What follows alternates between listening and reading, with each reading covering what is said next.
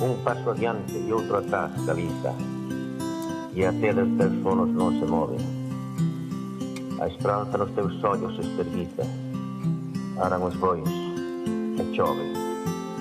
Un bruar de navíos moi lonxano se estrolla o sono mol como unha uva, pero ti envolves pensaba. Bueno, buenas tardes a todos e a todas. Bueno, un placer estaros aquí nesta convocatoria de nova poesía lírica.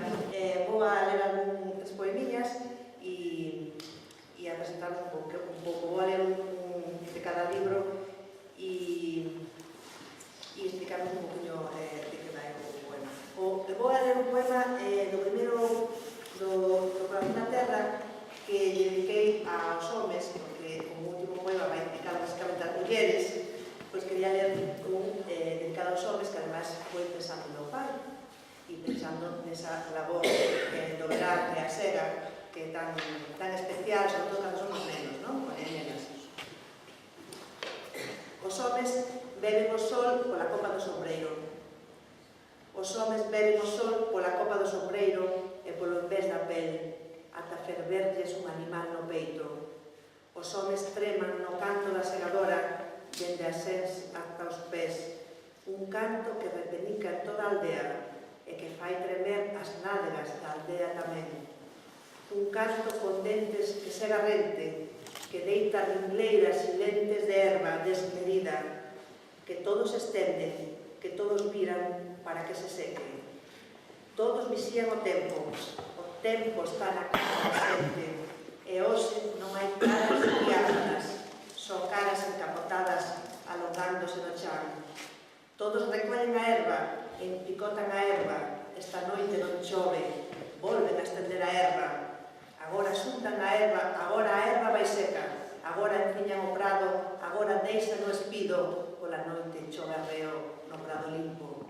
Os homes beben a choiva polo lombo da camisa e polo flanco dos cadrís, ata medrarenlle raíces na terra.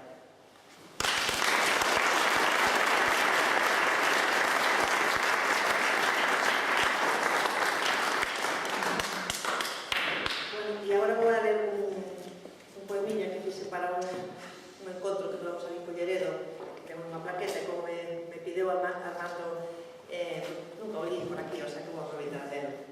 É máis dirixido un pouco ao medio ambiente e, bueno, pues, da conceito toda esta desfeita que estamos facendo. Do xardín que agora pisas. Algún día quizás queiras rescatar do xardín que agora pisas algunha flor que ula a flor, a rosa da romeira coa súa vicente tenrura debaixo dos teus pés, a margarida que interrogas e pétalo a pétalo entre os teus dedos esfollas. Quéreme, non me queren, quéreme, que non me quere ninguén. Ou aquela flor máis imperfecta, a que caduca, a especie mácula que a todos nos habitan. E por último, sempre queda a fermosa flor de papel, a flor seca, desflorada, a que nunca se achica, e sen embargo só soña un sopro de vida. E ninguén detrás de ti a recriar os bulbos que non prenden, as flores extinguidas sen polinizar.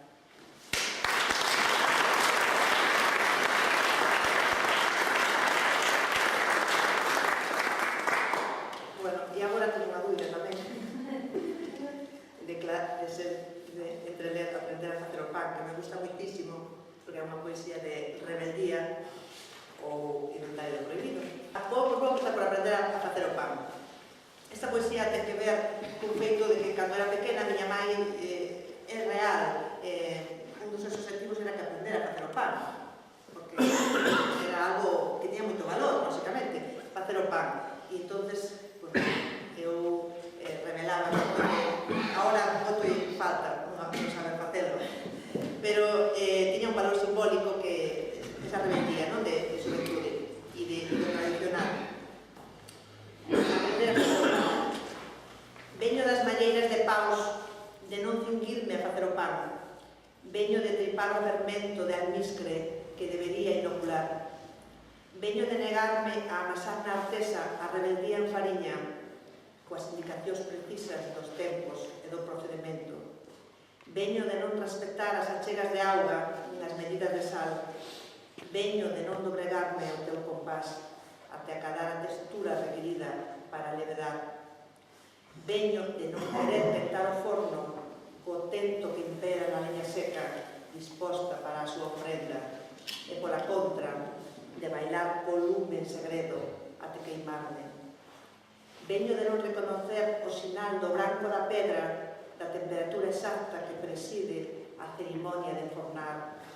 Veño de receitar o preixado da masa en bolos miúdos na pá, coa forza indómita que caracteriza a mocidade nas mans. Veño de oír reivindicar o responso que unha muller para casar ten que aprender a facer o pan, pero eu non vou casar, mamá.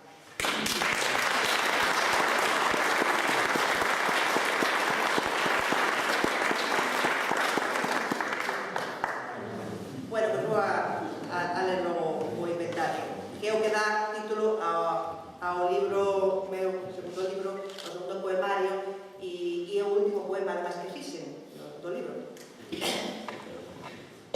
Este, bueno, é unha recollida de todo que nos, o adestramento que nos fan como a muller que temos que ser, o modelo de muller que temos que ser, e todo o que nos proíbe para, de algún xeito, non ser. Repasa de memoria o inventario do prohibido como aquel repasa unha caligrafía nun caderno rubio da infancia, un punteado de letras, un sen saír das liñas no pulso do grafito, a mestrar a man, dobregar os dedos, amansar o lápis nas semas diminutas, todo ben preciso pola rugleira definida, someter o consunto ao milímetro como quen somete a carne para que non reborde máis do permitido, que non deturpe a indecencia a tua valía, que non se mollen os beizos, nin se afrouxe o empigo ao abeiro da tua saia, que non che medra a barriga por unha falta, que a letra con sangre entra, que non se desdobre o pano inmaculado fora da cuadrícula, que ninguén saiba que decorres cos teus dedos territorios que te son negados, que non se pronuncien os peitos nin avale o desexo, que o triángulo sempre sexa equilátero, que non se revele a cintura nin agrome un lesema de cadeira, que non se abran as pernas nin a cona, que o sangrado do teu menstro non se besa, que a túa vacina non se converta nun visado sequen no teu pasaporte a país ningún, que non se levante un murmurio ni unha braga no tendal, nada, que non haxa ni unha mancha ni unha escrita no teu padrón, que non caias nin esvares, que todo gardes, que te convertas en sabelo en subidoiro por onde desaparezas no teu propio corpo. Só entón empezarás a ser a muller para outros, a caligrafía perfecta